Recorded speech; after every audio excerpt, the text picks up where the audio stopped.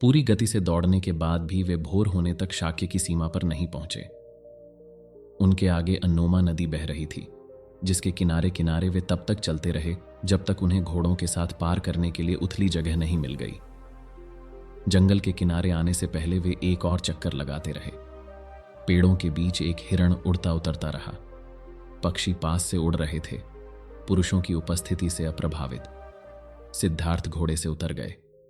वे मुस्कुराए और कंथक की अयाल को सहलाया।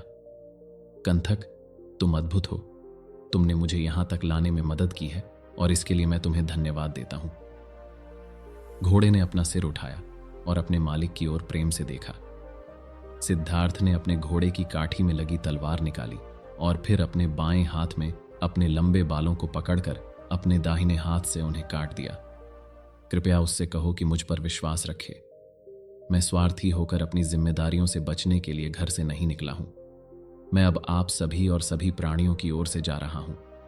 कृपया मेरे लिए राजा और रानी को सांत्वना दें, यशोधरा को सांत्वना दें।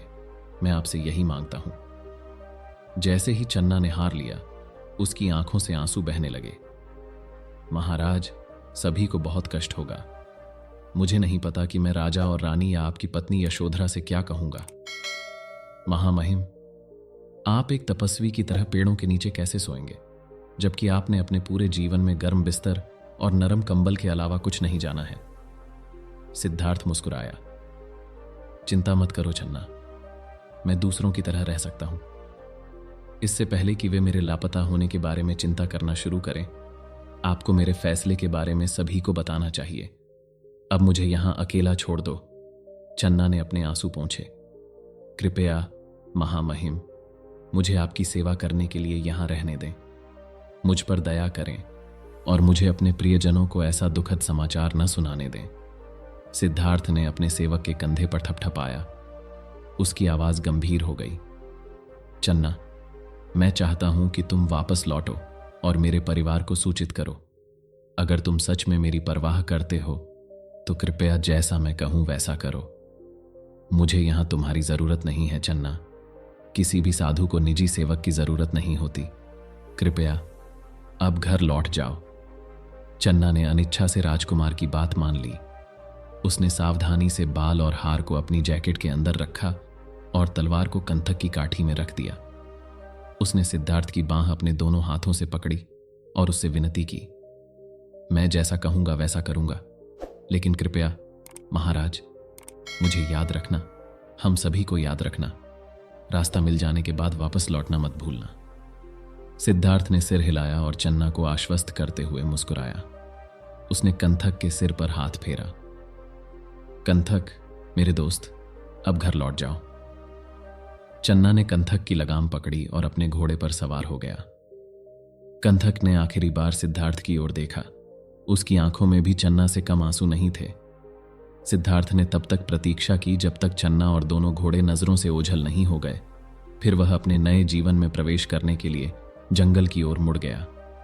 अब आकाश उसकी छत और जंगल उसका घर होगा। उसके भीतर सहजता और संतुष्टि की भावना उमड़ पड़ी।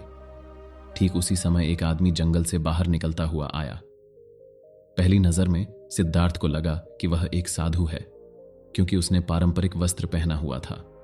लेकिन करीब से देखने पर सिद्धार्थ ने देखा कि वह आदमी धनुष लिए हुए था और उसकी पीठ पर तीरों का एक तरकश लटका हुआ था। तुम एक शिकारी हो, है ना? सिद्धार्थ ने पूछा। यह सही है, आदमी ने उत्तर दिया। यदि तुम एक शिकारी हो तो तुमने साधु की पोशाक क्यों पहनी हुई है? शिकारी ने मुस्कुराते हुए कहा, इस पोशाक की बदौलत जानवर मुझसे नहीं डरते और मैं इस तरह आसानी से उन पर निशाना लगा सकता हूं। सिद्धार्थ ने अपना सिर हिलाया। तो तुम आध्यात्मिक मार्ग पर चलने वालों की करुणा का दुरुपयोग कर रहे हो। क्या तुम अपने वस्त्र के बदले मेरे वस्त्र लेने को तैयार हो? शिकारी ने सिद्धार्थ की ओर देखा और पाया कि उसने अमूल्य मूल्य के शाही वस्त्र पहने हुए थे। शिकारी ने पूछा, क्या तुम सच में व्यापार करना चाहते हो? बिल्कुल, सिद्धार्थ ने कहा। तुम इन कपड़ों को बेचकर इतना पैसा कमा सकते हो कि शिकार करना बंद कर दो और नया व्यापार शुरू कर सको। जहां तक मेरी बात है, मैं एक भिक्षु बनना चाहता हूं और मुझे तुम्हारे जैसे वस्त्र की जरूरत है। शिकारी बहुत खुश हुआ और अपने वस्त्र को सिद्धार्थ के सुंदर वस्त्रों से बदलने के बाद वह जल्दी से चला गया। सिद्धार्थ अब एक असली भिक्षु की तरह दिखने लगा था। वह जंगल में चला गया और एक पेड़ के नीचे बैठ गया। बेघर भिक्षु के रूप में पहली बार वह ध्यान में बैठा। महल में एक लंबे अंतिम दिन और घोड़े की पीठ पर बिताई गई शरद ऋतु की रात के बाद सिद्धार्थ को अब एक अद्भुत सहजता का अनुभव हुआ। वह जंगल में प्रवेश करते ही अपने अंदर मुक्ति और आजादी की भावना को महसूस करने और उसे पोषित करने के लिए ध्यान में बैठ गया। पेड़ों के बीच से सूरज की रोशनी छनकर सिद्धार्थ की पलकों पर आ गई। उसने अपनी आंखें खोलीं और देखा कि उसके सामने एक भिक्षु खड़ा है। भिक्षु का चेहरा और शरीर दुबला और कठोर जीवन की वजह से थका हुआ था। सिद्धार्थ ने खड़े होकर हाथ जोड़कर अभिवादन किया। उन्होंने भिक्षु से कहा कि उन्होंने अभी अभी अपना घर छोड़ा है और उन्हें अभी तक किसी गुरु द्वारा स्वीकार किए जाने का मौका नहीं मिला है। उन्होंने मास्टर अलारा कलामा के आध्यात्मिक केंद्र को खोजने के लिए दक्षिण की यात्रा करने की अपनी मंशा व्यक्त की और वहां एक शिष्य के रूप में स्वीकार किए जाने के लिए कहें। भिक्षु ने सिद्धार्थ को बताया कि उन्होंने खुद मास्टर अलारा कलामा के अधीन अध्ययन किया था और वर्तमान में मास्टर ने वैशाली शहर के ठीक उत्तर में एक केंद्र शुरू किया है। उनके शिक्षण के लिए 400 से अधिक शिष्य वहां एकत्र हुए थे। भिक्षु को पता था कि वहां कैसे जाना है और उन्होंने कहा कि उन्हें सिद्धार्थ को ले जाने में खुशी होगी। सिद्धार्थ जंगल के रास्ते उनके पीछे पीछे एक पहाड़ी पर चढ़ते हुए एक और जंगल में चले गए। वे दोपहर तक चले जब भिक्षु ने सिद्धार्थ को दिखाया कि जंगली फल और खाने योग्य साग कैसे इकट्ठा किया जाता है। भिक्षु ने समझाया कि कभी कभी खाने के लिए जड़ें खोदना आवश्यक होता है जब कोई खाने योग्य फल या साग नहीं मिलता है।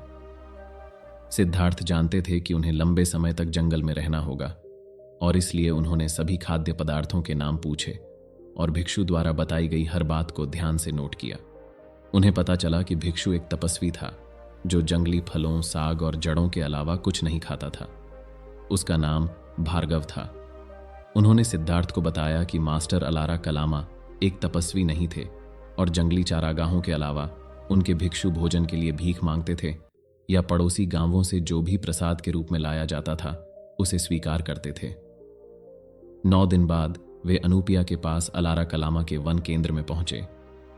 वे उस समय पहुंचे जब मास्टर अलारा 400 से अधिक शिष्यों को भाषण दे रहे थे। वे लगभग 70 वर्ष के लग रहे थे और हालांकि वे दुबले पतले और कमजोर दिखाई दे रहे थे, उनकी आंखें चमक रही थीं और उनकी आवाज तांबे के ड्रम की तरह गूंज रही थी। सिद्धार्थ और उनके साथी शिष्यों के घेरे के बाहर खड़े होकर चुपचाप मास्टर की शिक्षा सुनते रहे। जब उन्होंने बोलना समाप्त किया तो उनके शिष्य अपने अभ्यास को आगे बढ़ाने के लिए पूरे जंगल में बिखर गए।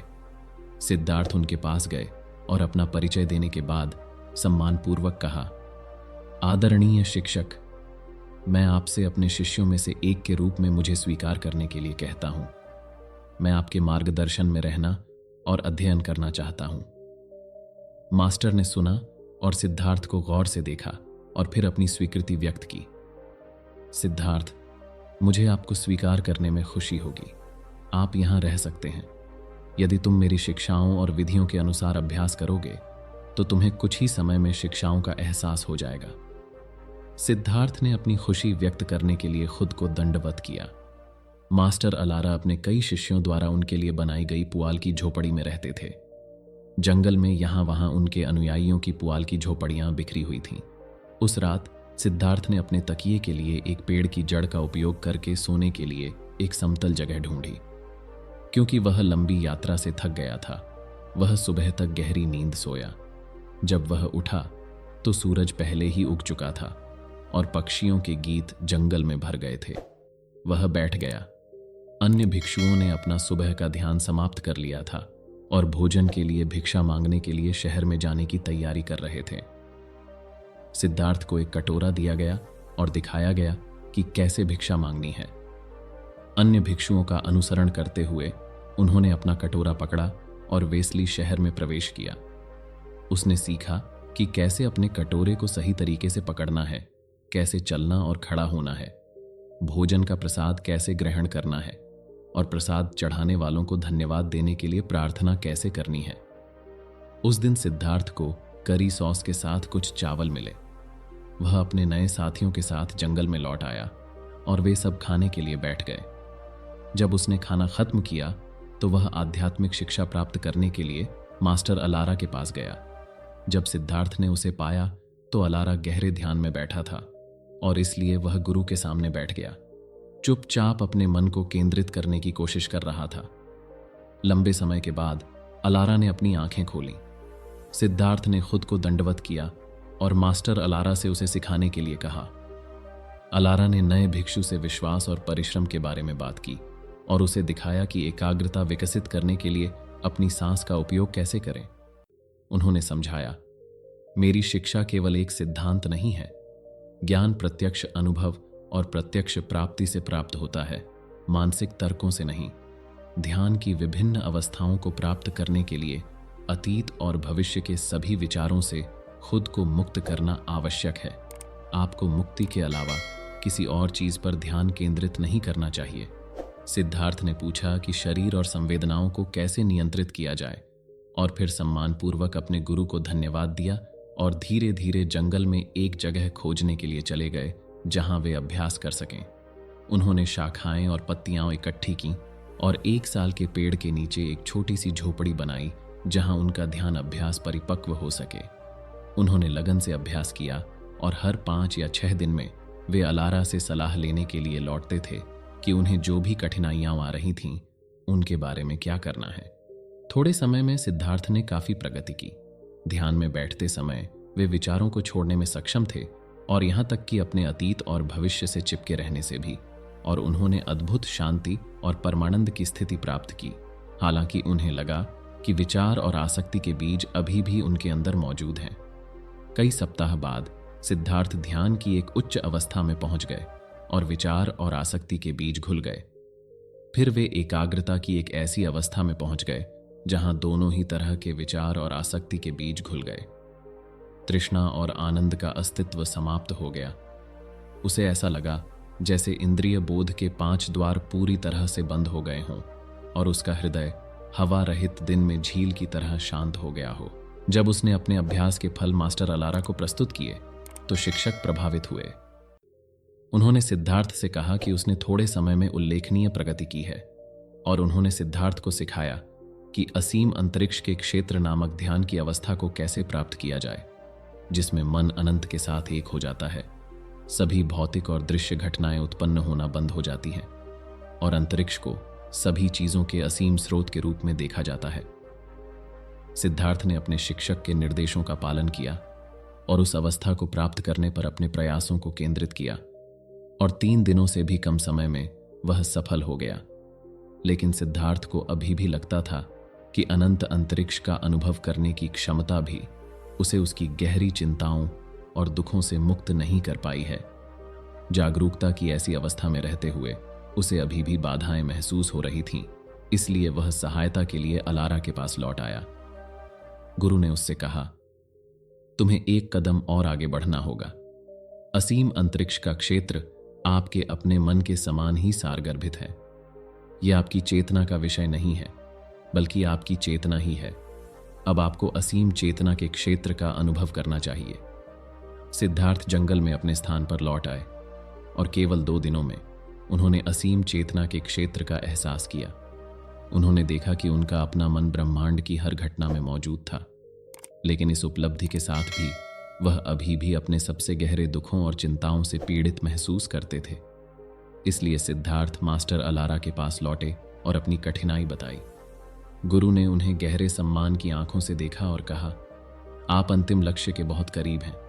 अपनी झोपड़ी में वापस जाइए और सभी घटनाओं की भ्रामक प्रकृति पर ध्यान दें।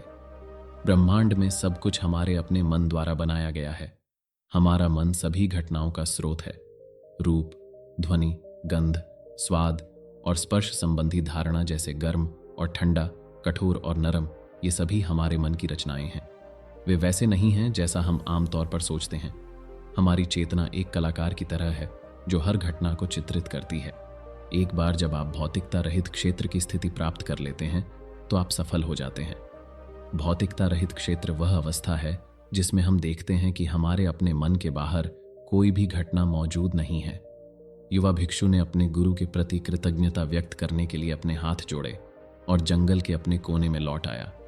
जब सिद्धार्थ अलारा कलामा के साथ अध्ययन कर रहे थे तो उन्होंने कई अन्य भिक्षुओं से परिचय प्राप्त किया। सिद्धार्थ के दयालु और सुखद व्यवहार से हर कोई आकर्षित था। अक्सर सिद्धार्थ को अपने लिए भोजन की तलाश करने का मौका मिलने से पहले वह अपनी झोपड़ी के पास भोजन का इंतजार करते हुए पाता था। जब वह ध्यान से बाहर आता तो उसे कुछ केले या चावल की गेंद मिलती जो किसी अन्य भिक्षु द्वारा उसके लिए गुप्त रूप से छोड़ी गई थी। कई भिक्षु सिद्धार्थ से सीखने के लिए उससे दोस्ती करना पसंद करते थे, क्योंकि उन्होंने अपने गुरु को सिद्धार्थ की प्रगति की प्रशंसा करते हुए सुना था। गुरु अलारा ने एक बार सिद्धार्थ की पृष्ठभूमि के बारे में पूछा था और इस तरह सिद्धार्थ के राजकुमार के रूप में जीवन के बारे में जाना। लेकिन जब अन्य भिक्षुओं ने उससे उसके शाही अतीत के बारे में पूछा तो सिद्धार्थ केवल मुस्कुराए। उसने विनम्रता से उत्तर दिया, यह कोई महत्वपूर्ण बात नहीं है। यह सबसे अच्छा होगा यदि हम केवल मार्ग का अभ्यास करने के अपने अनुभवों के बारे में बात करें। 1 महीने से भी कम समय में सिद्धार्थ ने भौतिकता रहित राज्य की स्थिति प्राप्त कर ली। जागरूकता की इस स्थिति को प्राप्त करने से खुश होकर उन्होंने अगले सप्ताह अपने मन और हृदय में सबसे गहरी बाधाओं को दूर करने के लिए इसका उपयोग करने की कोशिश की। लेकिन यद्यपि भौतिकता रहित राज्य ध्यान की एक गहन अवस्था थी, लेकिन यह भी उनकी मदद करने में असमर्थ था। अंत में वे मास्टर अलारा कलामा से सलाह लेने के लिए वापस लौटे। अलारा कलामा बैठे और सिद्धार्थ की बात ध्यान से सुनते रहे। उनकी आंखें चमक उठीं। सबसे गहरा सम्मान और प्रशंसा व्यक्त करते हुए उन्होंने कहा, भिक्षु सिद्धार्थ, आप अत्यंत प्रतिभाशाली हैं। आपने वह उच्चतम स्तर प्राप्त कर लिया है जो मैं सिखा सकता हूं। मैंने जो कुछ प्राप्त किया है वह आपने भी प्राप्त किया है। आइए हम भिक्षुओं के इस समुदाय का मार्गदर्शन और नेतृत्व करने के लिए एक साथ जुड़ें। अलारा के निमंत्रण पर विचार करते हुए सिद्धार्थ चुप थे। जबकि भौतिकता रहित राज्य ध्यान का एक अनमोल फल था, इसने जन्म और मृत्यु की मौलिक समस्या को हल करने में मदद नहीं की, न ही यह किसी को सभी दुखों और चिंताओं से मुक्त करता है। इससे पूर्ण मुक्ति नहीं मिली। सिद्धार्थ का लक्ष्य किसी समुदाय का नेता बनना नहीं था, बल्कि सच्ची मुक्ति का मार्ग खोजना था। सिद्धार्थ ने अपने हाथ जोड़े और उत्तर दिया, आदरणीय गुरु, भौतिकता के अभाव की स्थिति वह अंतिम लक्ष्य नहीं है जिसकी मैं तलाश कर रहा हूं।